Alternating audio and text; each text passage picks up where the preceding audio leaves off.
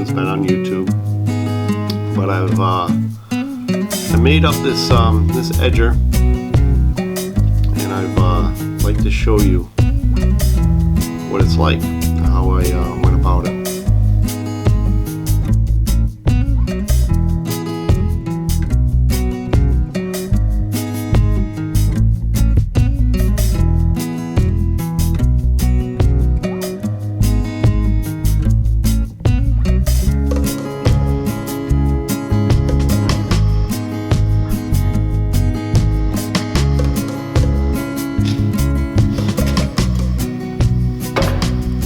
These edges are fairly easy to find,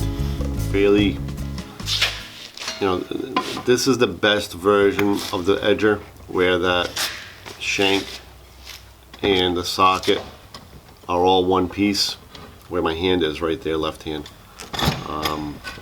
That's the best iteration of them right now. I use a cold chisel. We try to save these nails as much as we can. They are the superior nail for this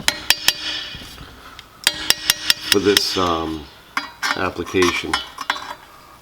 Just the best way to do it. They have these ribs in them, holds them into the wood much better. A few different methods of taking them out: cold chisel, and then small little nail remover, crowbar, whatever you want to call that. There's a picture, there's a little bit of it, and you can see it's got those ribs on the side, and it's nice and thick. The nails that carpet installers use to nail down their tack strips are also a good version, or a good replacement. Same thing again, there's two of them on this tool. Most of them are two. This one actually was made by Craftsman back, I would say, in the late 70s or so. But once you get those nails out, you can tell right there how nice and tight that is. It just comes right out. You can use a hammer to tap them out. I prefer not to. We're going to. I always look at the grain orientation on handles. The strength comes from that, but I always use a towel or something to not gouge the wood on my new handles as well. It's a good practice to do. Keeps them nice. This tool, I don't know what it's called. I don't know the name of it. Wish I did. I gotta look that up. But it basically measures either in a long plane. It's good for doing what I'm using it for, to mark, which would be a very difficult thing to do. Not very difficult, I think that's an overstating. It would be a little more difficult to do without it. This just makes it a little easier. And it just really makes a nice even measurement and score line all the way around that handle, so that the shoulder, the all-important shoulder, gets done well. And that's what this is all about, is getting the shoulder done well, because the shoulder actually holds that handle in well. I like using Japanese hand saws. Now if I could just learn how to focus and do that well, the possibilities were endless. But nope, it's what kills me, is the focusing on these things. But we'll get it. We'll figure it out someday. I've said before and say it again, I'm just not technologically advanced. I don't enjoy the tech world very much. It's just not my thing. Could be yours, but yeah, that focusing thing really kills me. It's trying to focus on the toolbox, I think, is what it's trying to do, and I want to focus it on the handle. But yeah, I only go down probably about a 1/16 of an inch, 1/8 of an inch to create this shoulder all the way around the handle. Is there a better way of doing this? Absolutely. Put it in a lathe, but I don't have a lathe. So this beautiful knife was given to me by a friend and mentor, and actually the man that taught me how to do a lot of this stuff. So thank you to him. But yeah, we just creating that shoulder all the way around. That's what's going to make a nice handle. You'll see in the finished product how why this is so important. So yeah, just keep whittling out and around it. You can use a chisel, but you see that how I'm using my thumb. The thumb does most of the work. My right hand is just keeping it straight. I'm not pushing on the right hand. Most of my hand is on the handle. If you can see the left hand, the handle is actually securing it, the thumb is pushing it. Everything in life, I mean, if you think of baseball players, football players, everything's form. And if you can get the form right, you know, that's what makes you a little bit better. That's the practice.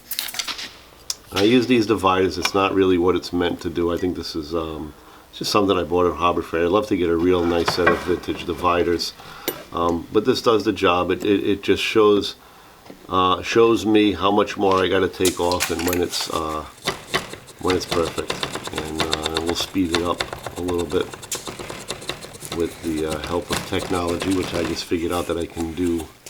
Well, I didn't just figure it out, I just kind of perfected it just now. I did it in a couple other videos too, but really didn't understand. I guess little by little you learn. Now my favorite.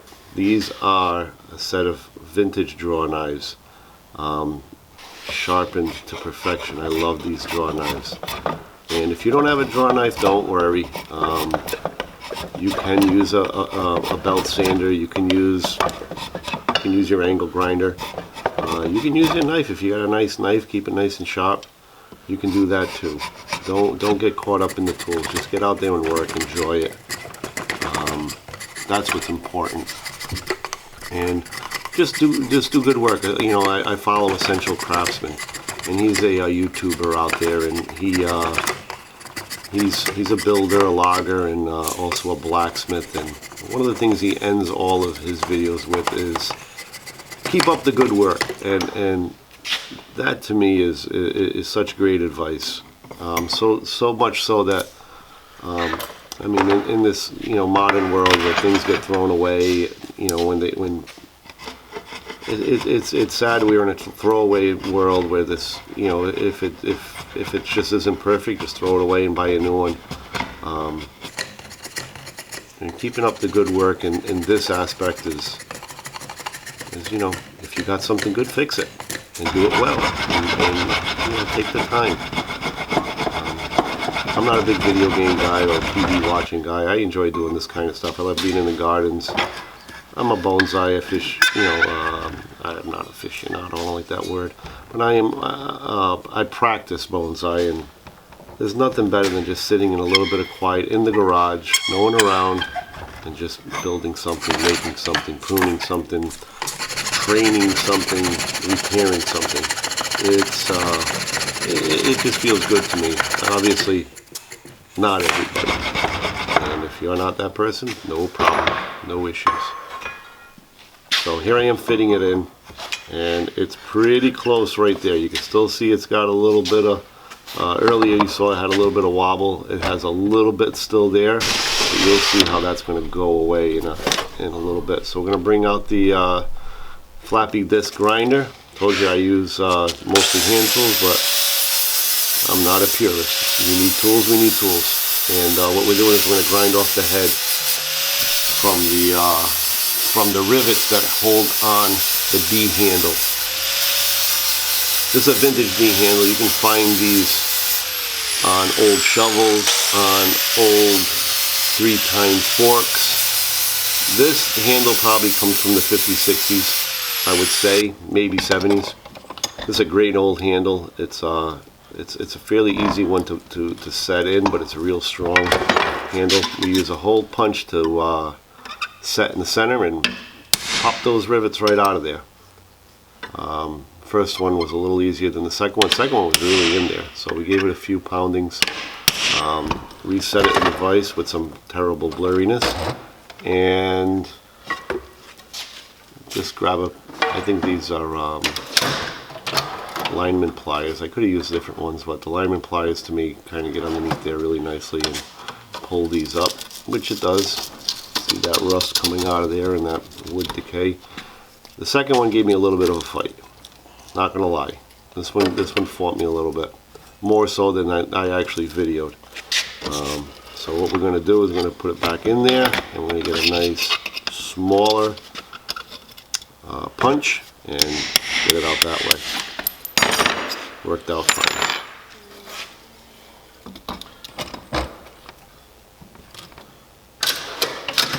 So just a matter of just pulling it off too. There you go. So again, back with the towel in there, trying to protect that handle. I usually measure mine out to about 39-inch total length. I'm about 5'11". Look how that saw works. Enjoyment. Look at that. That's an ash handle. And look at that green. Beautiful green. So reset it in vise, and then we'll start working on the shoulder for the handle.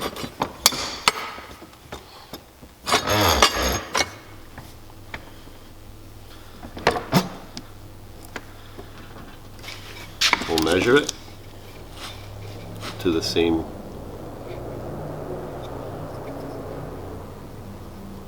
as the old one. We'll get that tool out again, adjust it correctly. Now there's wooden versions of this too that are just as nice.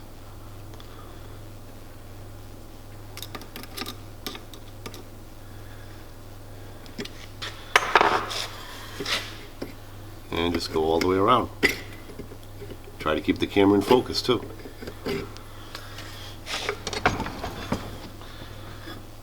Spin it all the way around. Very simple. Just a matter of just being thoughtful in what you're doing. Take your time. Once you take the wood away, you can't put it back. So a little bit at a time. Again, we're going to go about 1/16 of an inch down all the way around. Keep that vise nice and tight. These saws are sharp. Be careful. If you do end up purchasing a Japanese handsaw, which I definitely recommend if you're doing any amounts of woodwork. I have the 3 sets, the small, that back saw style,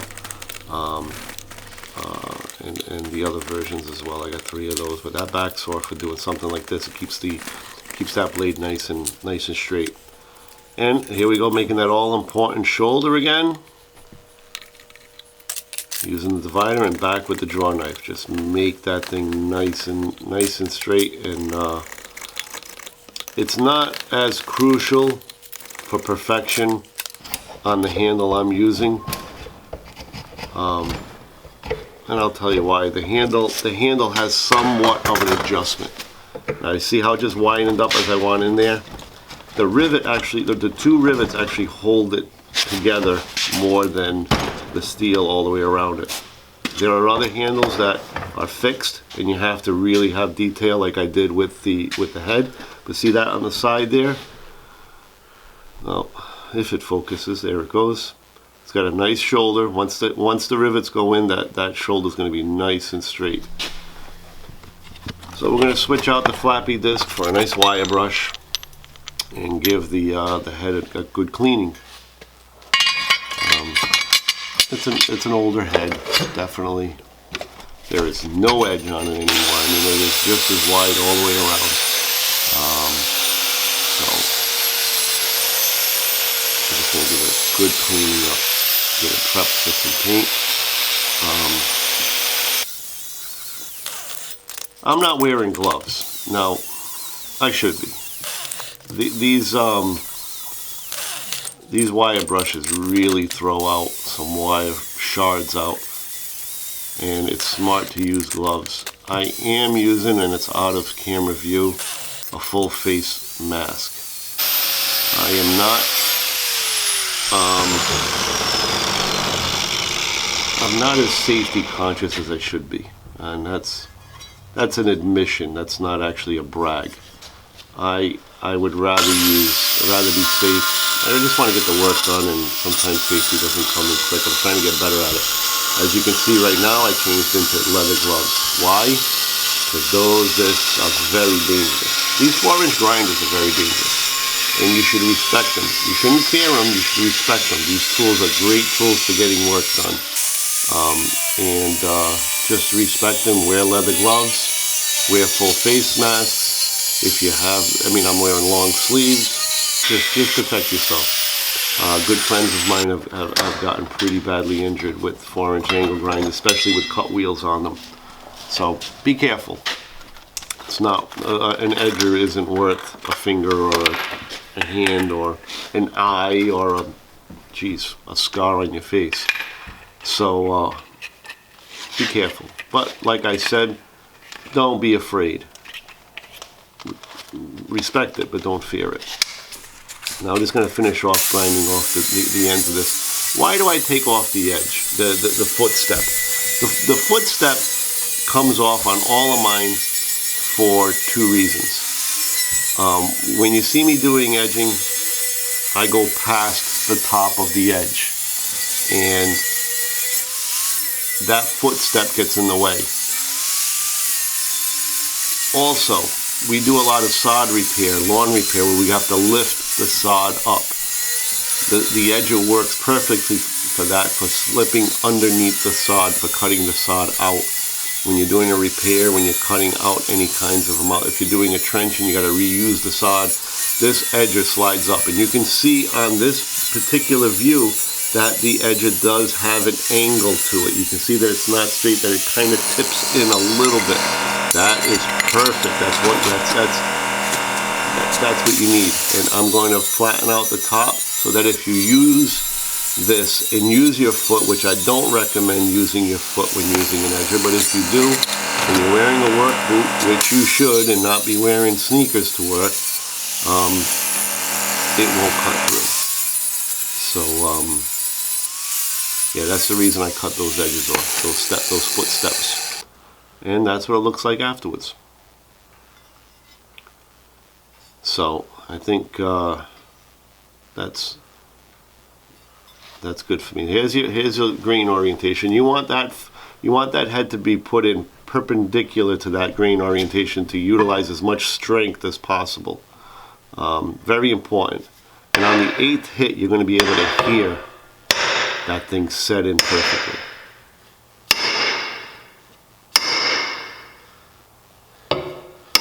Hear that sound difference? That's it right there. Perfect. And there's your shoulder. Perfect. Now everything from here, now from here on, we're going to stop putting in all the fasteners. Here's those nails that we pulled out earlier. We straightened them out.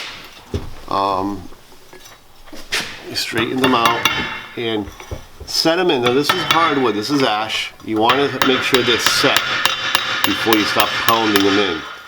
Because if you don't set them right before you stop pounding them in, something bad's going to happen. And this is it. Coming up in a couple of seconds. It's got a round head, and if you just hit it, there it goes. Now, if I didn't have a nice clean garage, which I'm very proud of, I wouldn't have found that nail, but I did, remarkably. I found that nail and put it right back in there, nice and easy. So we're all set there. Now we have to make sure that that handle is oriented perfectly straight with the head, with the cutting head. And it takes a couple turns and pulls, but once you get that perfectly straight, we'll bring it over to the vise, and we'll get the holes drilled.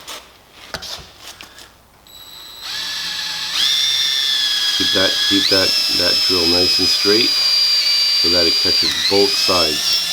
So it's going to go in one side and out the other.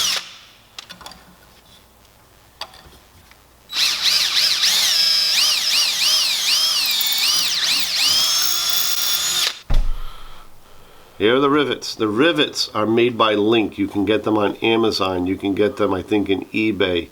They're sold in, I think, 2s or 4s. They're relatively cheap, and these are the best things to have on hand if you're ever going to be doing any repairs. I repair shovels. I repair these edgers, rakes, forks, pitchforks. I do a lot of repairs, and I keep a lot of these on hand.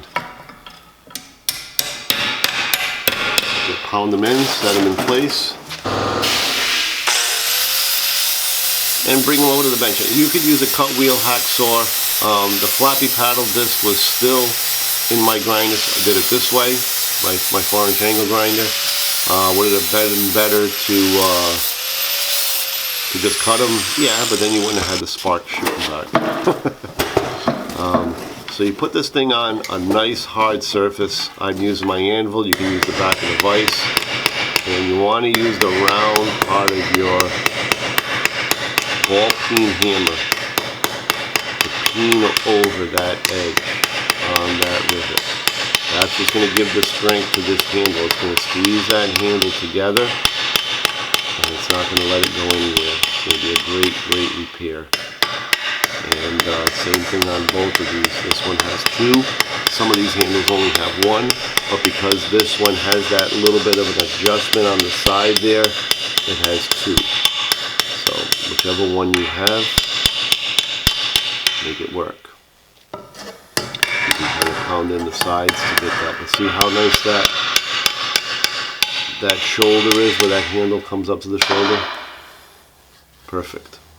So everything here on out is purely, well, I don't want to say purely, but it's mainly aesthetic. This thing's a working tool right now. I like to have the wood meet the shoulder of the working end perfectly. I like it to be nice and smooth, have a nice smooth transition to that working end. Is that a necessity? No, not necessarily. It all depends on you, how far you want to take it. This is how far I want to take it. I like it to be nice and smooth down there. I'm using a file. Probably could use a 4-inch grinder to get that down there. Now I'm using a spoke shave. Now this is not about aesthetics. This needs to be done. Why handle makers varnish their handles is beyond me. It's the main cause of blisters in people's hands is the varnish that handles have on them. There's no need for the handle to have varnish on it. So you want to take it all off. Spoke shave's a great way to get that varnish off of there. As you can tell, I haven't sharpened that edge yet. That's why I have it up against my chest. It is just bare steel. I mean, there's no edge on that at all. So yeah, just get all of that off. I'm using an 80 grit sandpaper here, and nice and aggressively pulling that, getting that ground, that nice smooth edge. I also I brought it to 200 on this one. Does it have to go to 200? No, you don't have to bring it to 200. And if you also notice, I don't have a face mask on. Now I'm doing this just as the outbreak of coronavirus started, and I went to go get a face mask and there was none left. So I'll be okay with just having a little bit of dust in me, a little bit, not a problem. So get that thing nice and smooth, top, bottom, and the handle, and the D handle. You want to get that D handle nice and smooth all the way up and down.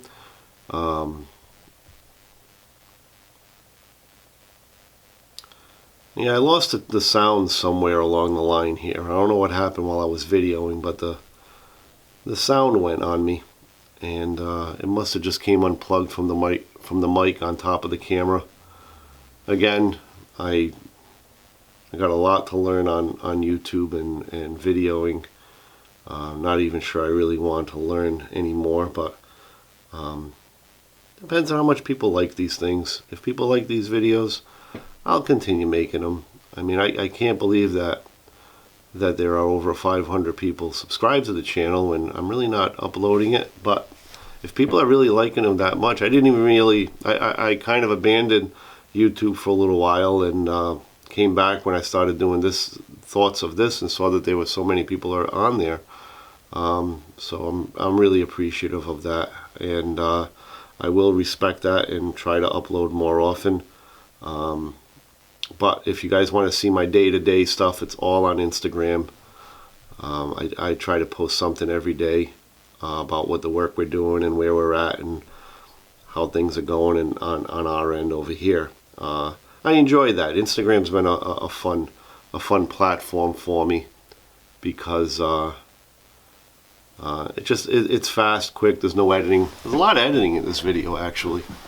So now we're just giving it a little polish, just trying to give it a little clean up, a little bit more than just what the wire brush was able to give. But more than that, we got to get the edge, the sharp edge ground down as, if I were to do it just purely with the file, it probably would take me a few days. So I'm trying to quicken the process a little bit with the 4-inch angle grinder.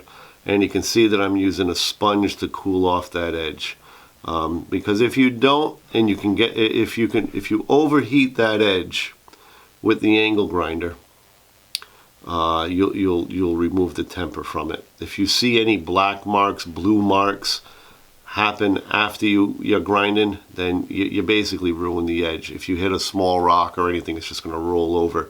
So if you're going to use the grinder, use it sparingly. Get it to a point where you can file it to perfection.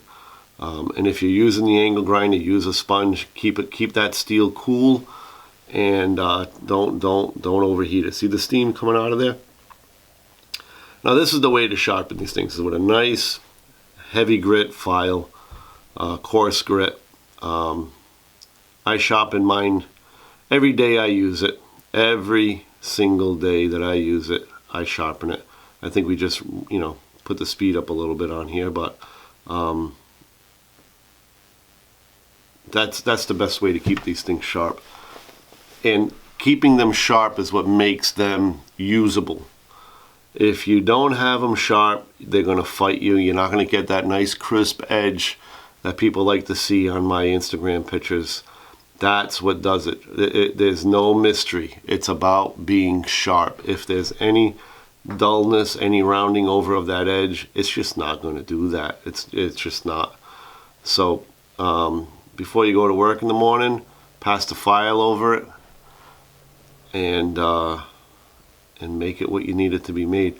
This is some great steel in this edger. It's wonderful steel. And how you can tell what good steel is if you tap it, it makes that nice ringing sound, that nice ding. And I wish I had sound still working on it, because I gave it a couple of taps just to hear it, and it just sounds great. And that goes back to the old saying of it's got a good ring to it. And this steel really has a good ring to it. So whoever's getting this edge is going to get a really, really nice one. Right there. I wish you could have heard the nice ring that it makes.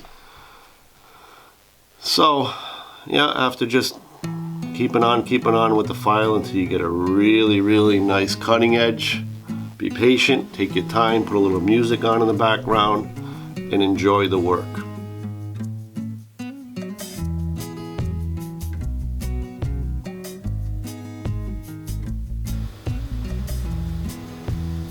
So here it is, a little close up on that edge. It's really sharp, and but that's, like I said earlier, that's how you get those nice crisp lines.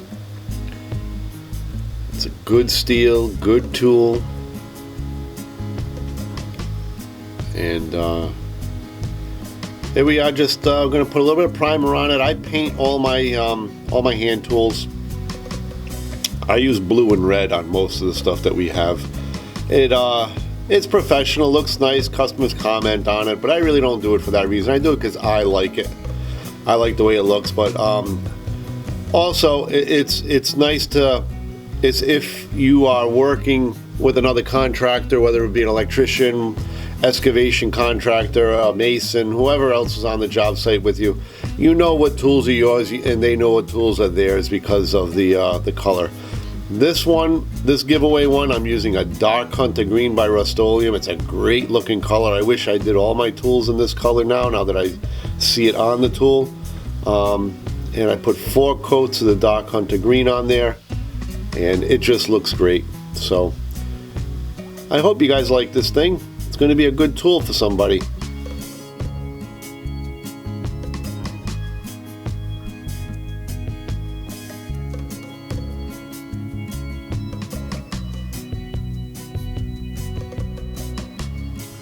Okay guys, this is it. It's all done. It's ready to go. Something that I like to do with all of my wooden hand tools is using boiled linseed oil on all the wood handles. You want to do it a few coats of this. I'm going to put on 3 before it gets sent out. I like having it in this little pump container here, oil dispensing container, and this just makes the tool so nice to work with. Really makes a difference. Putting a little bit of boiled linseed oil on it really gives the tool. And I usually put 1 coat every year on all of my wooden tools. We sand them down. If you watch Instagram, you'll see that I do that. And don't forget to put it on the D handle as well.